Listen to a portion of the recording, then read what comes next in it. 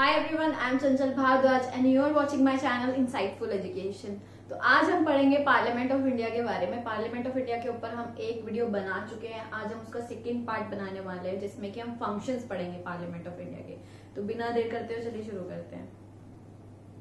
So parliament के functions को हम 4 कैटेगरीज में डिवाइड कर सकते हैं। मतलब बेसिकली तो हम 3 कैटेगरीज में डिवाइड करते हैं, लेकिन एक जो बच जाते हैं, कुछ फंक्शन ऐसे होते हैं जो तीनों में से किसी कैटेगरी में नहीं आते, तो वो हम इस वाली कैटेगरी में रख देते हैं। फर्स्ट फंक्शन है लेजिस्लेटिव।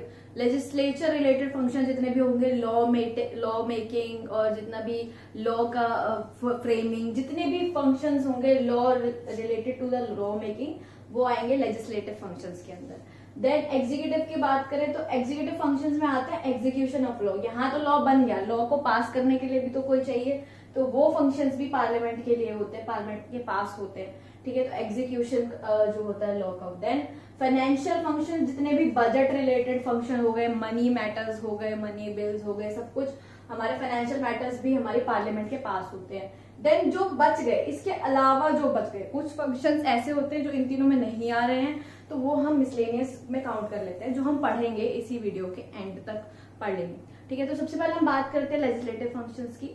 तो चलिए लेजिस्लेटिव फंक्शंस को देखते हैं।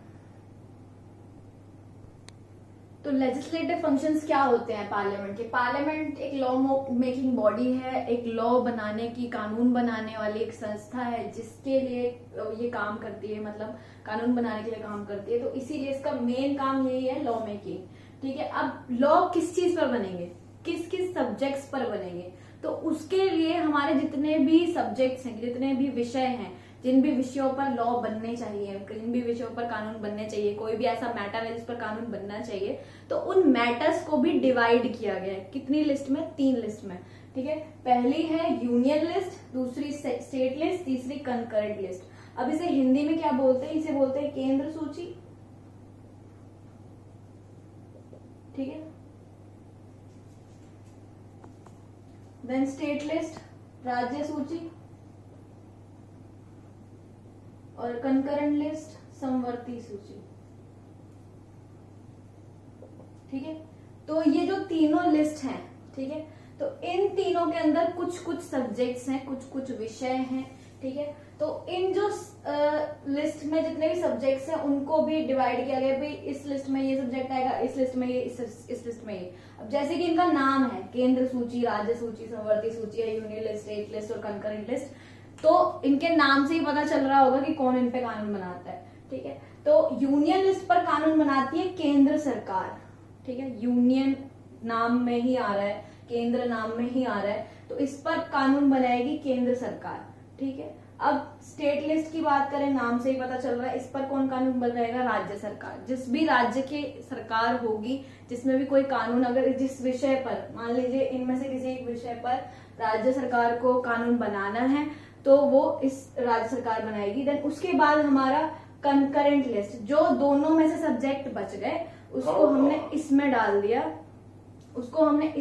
दिया, जिसकी वजह से ये जो सब्जेक्ट्स हैं हमारे, वो आ जाते हैं समवर्ती सूची में, जिस पर दोनों में से कोई भी कानून बना सकता है। ठीक है, तो फिर से समझिए कि 3 लिस्ट है, 3 लिस्ट के अंदर सब्जेक्ट्स हैं जिन पर अलग अलग सरकारें काम करती हैं। पहली लिस्ट है यूनियन लिस्ट, जिस पर केंद्र सरकार कानून बनाएगी, नाम से ही पता चल रहा है। स्टेट लिस्ट पर राज्य सरकार कानून बनाएगी, और समवर्ती सूची पर दोनों में से कोई भी बना सकता है। अब एक और चीज आती है, देखिए इंडिया की हम बात करें तो इंडिया एक फेडरल कंट्री है। फेडरल माने हमारा जो देश है वो एक संघ है। ठीक है, बता रखा है आपको कि हमारा जो देश है वो, उसके अंदर हम संघीय सरकार यूज करते हैं। फेडरल कंट्री है, केंद्र और राज्य दोनों के बीच में सरकारें हैं, लेकिन चलती किसकी ज्यादा है? हम पढ़ चुके हैं, कौन सी फेडरल है, तो चलती किसकी ज्यादा है? केंद्र की। तो अगर मान लीजिए केंद्र सरकार राज्य सरकार की लिस्ट में से किसी भी एक सब्जेक्ट पर कानून बनाना चाहती है, तो केंद्र सरकार बनाएगी ही। ठीक है, या तो ये दोनों मिलकर काम कर लें उस पर। ठीक है, अगर लड़ाई नहीं हो किसी भी सब्जेक्ट पर, तो इसीलिए अगर या तो ये दोनों मिलकर काम करें, अगर नहीं कर सकती मिलकर, तो सिर्फ और सिर्फ यूनियन लिस्ट पे यूनियन गवर्नमेंट की ही चलेगी और यूनियन गवर्नमेंट ही उस पर लॉ बनाएगी। ठीक है, क्योंकि हमारे यहाँ केंद्र ज्यादा पावरफुल है। स्टेट लिस्ट की बात करें, इसमें अगर मान लीजिए समवर्ती सूची पर कोई भी एक सब्जेक्ट हमारे एजुकेशन के ऊपर स्टेट लिस्ट कोई कानून बनाना चाहती है, लेकिन सेम ही सब्जेक्ट पर यूनियन लिस्ट कानून बनाना चाहती है एजुकेशन के ऊपर, तो कौन बनाएगा? दोनों के बीच में अगर ऐसा क्लैश होता है तो हमेशा यूनियन के लिए विन विन सिचुएशन होती है, क्योंकि यूनियन लिस्ट पर केंद्र सरकार कानून बनाएगी। अब बात रही अगर स्टेट लिस्ट में भी कोई सब्जेक्ट है जिस पर यूनियन सरकार कानून बनाना चाहती है तो बना सकती है, उसमें उसे कोई नहीं रोक सकता, ठीक है। तो इसमें हमेशा चलती किसकी? केंद्र सरकार की। अब इनके सब्जेक्ट्स के बारे में पढ़ लेते हैं, इन पर कौन कौन सब्जेक्ट है। तो केंद्र सरकार के पास आते हैं 97, पहले 97 सब्जेक्ट थे, 97 सब्जेक्ट्स थे इसके पास, अब ये हो गए 100, ठीक है। इनमें आते हैं जितने भी बड़े बड़े कानून, जितने भी हमारे इंटरनेशनल नेशनल लेवल के कानून आएंगे वो आएंगे, जैसे कि फॉरेन अफेयर्स, विदेश मंत्रालय वाले जितने भी काम होते हैं वो सब आते हैं केंद्र सरकार के पास। डिफेंस से रिलेटेड कानून केंद्र सरकार बनाएगी, पोस्ट एंड टेलीग्राफ से रिलेटेड कानून केंद्र सरकार बनाएगी, इंटरस्टेट ट्रेड, मतलब दो राज्यों के बीच में ट्रेड जिसको हम बोलते हैं व्यापार, तो उसके लिए भी कानून केंद्र सरकार बनाएगी। ई कॉमर्स की बात करें, आजकल ऑनलाइन प्लेटफॉर्म्स पर जितने भी कानून बनाने हैं, जितने भी काम होते हैं, ट्रेडिंग होती है, उससे रिलेटेड कानून केंद्र सरकार बनाएगी। जैसे कि आपको रिसेंट एग्जाम्पल आपको बिटकॉइन का पता होगा, ठीक है। देन स्टेट लिस्ट की हम बात करें, स्टेट लिस्ट के अंदर कानून आते हैं, पहले थे 66 सब्जेक्ट्स, अब हो गए हैं 61, कम हो गए हैं, इसमें बढ़े हैं इसमें कम हो गए हैं। अब इनमें देखिए पब्लिक ऑर्डर आ जाता है, पब्लिक ऑर्डर माने वहां की स्टेट पुलिस, तो सिर्फ जो यूनियन टेरिटरीज होते हैं उनकी जो पुलिस होती है वो गवर्नमेंट के पास होती है, मतलब सेंट्रल गवर्नमेंट के अंडर होती है। बाकी जितने भी स्टेट होंगे उनकी पुलिस उन्हीं के अंडर काम करती है, जैसे कि आपने सुना होगा महाराष्ट्र पुलिस, पंजाब पुलिस, लेकिन दिल्ली पुलिस जो होती है उसका वो डायरेक्ट कंट्रोल में किसके है? वो है केंद्र सरकार के। देन पब्लिक ऑर्डर आ गया हमारा, जितने भी पुलिस हो गई, public health and sanitation, hospitals वगैरह जितने भी हो गए, क्लीनलीनेस हो गया, जितने भी आपके टॉयलेट्स बने हुए हैं जगह जगह, वो सब चीजें। देन हॉस्पिटल एंड डिस्पेंसरीज ये स्टेट गवर्नमेंट के पास आएंगी, batting and gambling state government के पास आएगी, एक्सेट्रा और भी सब्जेक्ट्स हैं इसके अंदर। देन कंकरेंट लिस्ट की हम बात करें, इसके पास पहले 47 सब्जेक्ट थे और अब हो गए हैं 52, ठीक है। तो अब ज्यादा हो गए हैं इनके पास। तो पहले education, forest, protection of wild animals, weights and measures, marriage and adoption, ये सब इसमें आ जाते हैं, ये आ जाएंगे हमारे कंकरेंट लिस्ट में। अब कुछ ऐसे भी सब्जेक्ट है जो इन तीनों में नहीं आ पाए, ठीक है, उनको हमने डाल दिया रेसिड्यूरी लिस्ट में, ठीक है। उसको हमने डाल दिया कहाँ? रेसिड्यूरी पावर्स या लिस्ट बोलते हैं इसको। तो ये भी हमारी पार्लियामेंट के पास ही है, पार्लियामेंट इन पर लॉ बना सकती है। अब एक चीज ध्यान में रखिए कि यूनियन लिस्ट दोनों ही केसेस में जीतेगी। अगर वो स्टेट लिस्ट पर कानून बनाना चाहती है तो बना सकती है, उसे नहीं रोका जाएगा, क्लैश ना हो तब, ठीक है। क्लैश हुआ तो वो ही अकेले बनाएगी, अगर दोनों मिलकर बनाना चाहते हैं तो बना सकते हैं। तो और अगर यूनियन लिस्ट कंकरेंट लिस्ट पर कानून बनाना चाहती है तो भी बना सकती है। अगर सेम सब्जेक्ट पर दोनों कानून बनाना चाहते हैं, यूनियन और स्टेट, तो यूनियन ही बनाएगा, स्टेट का उसमें इन्वॉल्वमेंट नहीं हो सकता, क्योंकि हमारे यहाँ केंद्र ज्यादा पावरफुल है, संघीय सरकार है।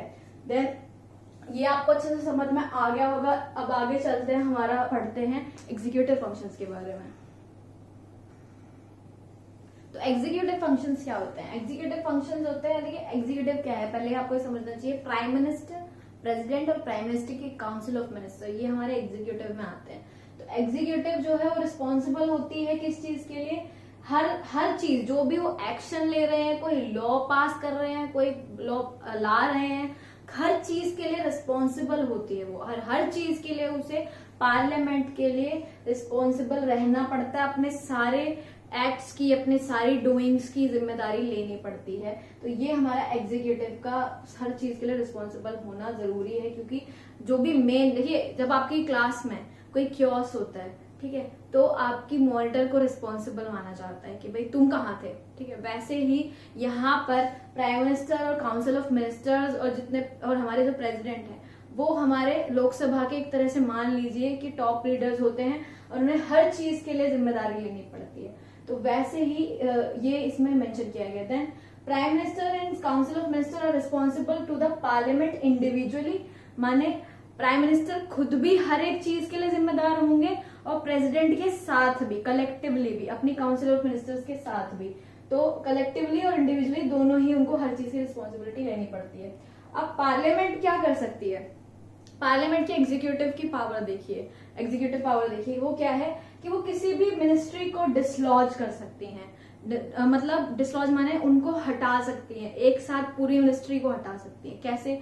अगर देख लिये क्या होता है कि किसी मिनिस्ट्री को उन्हें हटाना है, या फिर मान लीजिए सरकार अच्छा काम नहीं कर रही, उन्हें सरकार को ही हटाना है, तो क्या होगा कि लोकसभा में जो पार्लियामेंट होगी, लोकसभा के अंदर एक नो कॉन्फिडेंस मोशन या फिर कॉन्फिडेंस मोशन पास कराने के लिए गवर्नमेंट को बोलेगी कि आप एक विश्वास प्रस्ताव या अविश्वास प्रस्ताव के लिए वो बोलेगी।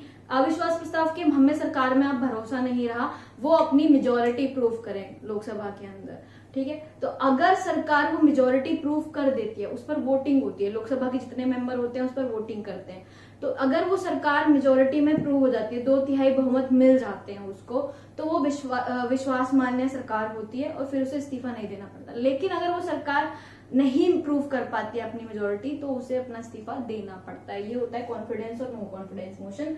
तो पार्लियामेंट जो है ना, वो उसके पास एक पावर है कि किसी भी मिनिस्ट्री को हटा सकती है, इवन तक सरकार को भी हटा सकती है। और ऐसा भारत में हुआ है 1999 में।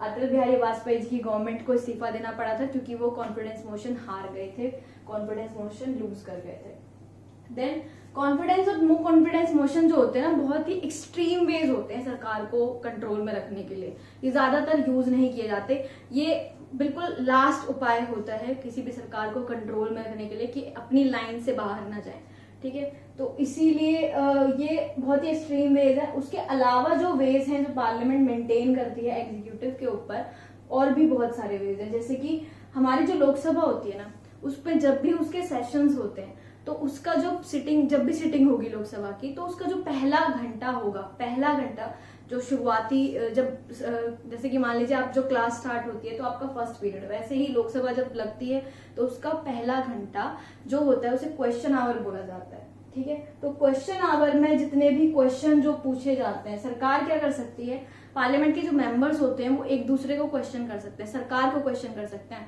अपोजिशन के मेंबर होते हैं जो सरकार को क्वेश्चन कर सकते हैं कि उन्होंने ये पॉलिसी क्यों लाई, किसी भी पॉलिसी से रिलेटेड क्वेश्चन, काउंटर क्वेश्चन कि आप इसके क्या फायदे देखते हैं, क्या नुकसान, सब कुछ वो डिस्कस कर सकते हैं। और अगर फिर भी वो सहमत नहीं होते उनके आंसर से, मतलब वो नहीं सहमत होते कि हमें समझ नहीं आया सरकार ने जो हमें जवाब दिया, मेंबर्स को, अपोजिशन को नहीं समझ में आया कि सरकार ने पॉलिसी से रिलेटेड कोई विश्वसनीय आंसर नहीं दिया, मतलब एक सेटिस्फाइंग आंसर उन्हें नहीं मिलता, तो वो क्या करते हैं, एक अलग से एक सेशन बुलवाते हैं उस स्पेसिफिक मैटर को डिस्कस करने के लिए, और वो होता भी है डिस्कस, ठीक है। तो ये क्वेश्चन आवर के अलावा क्या है कि बहुत सारे मोशंस होते हैं पार्लियामेंट के अंदर, ठीक है। मोशंस माने एक तरह के तरीके आप मान सकते हैं, जैसे कि censure motion, calling attention motion, adjournment motion, ये सब।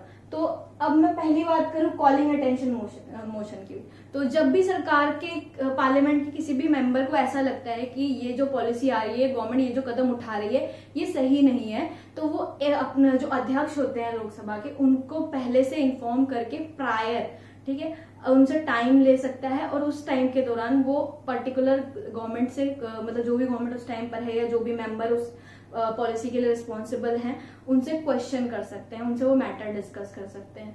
सेम एडजॉर्नमेंट मोशन, जब भी कोई सरकार पॉलिसी लाती है तो उसको रोकने के लिए एक 50 मेंबर के लिए यही उनकी बैठक बुलाई जाती है, और 50 मेंबर का सपोर्ट इसमें होना जरूरी होता है। कम से कम पार्लियामेंट के 50 मेंबर इस मोशन को सपोर्ट करें, तब ये मोशन अध्यक्ष के पास जाकर ये बोलते हैं कि भाई हमें इस मैटर पर डिस्कशन चाहिए, तो ये एडजॉर्नमेंट मोशन होता है। देन सेंसर मोशन, किसी भी पॉलिसी को रोकने के लिए, कंप्लीटली रोकने के लिए और मिनिस्ट्री तक को रोकने के लिए सेंसर मोशन लगाया जाता है। नाम से पता चला, सेंसर माने मना कर देना किसी भी चीज को, तो ये भी यही है कि जब भी कोई पॉलिसी गवर्नमेंट की किसी भी अपोजिशन को नहीं समझ में आती है, लगता है लोगों के फायदे के लिए नहीं है, तो वो उसे सेंसर मोशन ला के रोक देते हैं, ठीक है। अब लोकसभा जो है ये शो कर सकती है अपना जो लैक ऑफ कॉन्फिडेंस, मतलब एक तो आप ये समझिए पहले लोकसभा क्यों इंपॉर्टेंट है, हर कोई बिल सबसे पहले लोकसभा में क्यों आता है, क्योंकि लोकसभा में जितने भी मेंबर होते हैं ना, वो लोगों द्वारा चुने गए होते हैं, और लोकतंत्र का मतलब ही है कि लोगों की सरकार,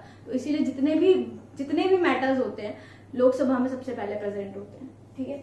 तो लोकसभा जो होती है अपना एक नो कॉन्फिडेंस सरकार में दिखा सकती है। कैसे दिखा सकती है? सारे उसके बजट को मना करके, मनी बिल्स को मना करके, ऑर्डिनरी बिल्स तक को मना करके। अगर पार्लियामेंट को लगता है कि सरकार नहीं सही से काम कर रही तो उनके बिल्स को रिजेक्ट कर सकती है, चाहे वो मनी बिल हो, चाहे वो ऑर्डिनरी बिल हो, चाहे वो बजट हो। ठीक है, तो ये हमारे एग्जीक्यूटिव फंक्शंस होते हैं। अब हम पढ़ेंगे इसके फाइनेंशियल फंक्शंस के बारे में। और अगर आपको ये सेंसर मोशन और एडजॉर्नमेंट मोशन, जितने भी मोशंस है ना इंपॉर्टेंट, जितने भी मोशंस है, क्वेश्चन आवर, जीरो आवर, इसके ऊपर भी आपके लिए हम वीडियो बना देंगे, बट आफ्टर कंप्लीटिंग दिस। ठीक है, तो पार्लियामेंट के फाइनेंशियल और मिसलेनियस फंक्शन के लिए इसके पार्ट 2 में आप देखेंगे, वो हम आपको नेक्स्ट पार्ट में पढ़ाएंगे। Thank you so much for watching, stay tuned with us.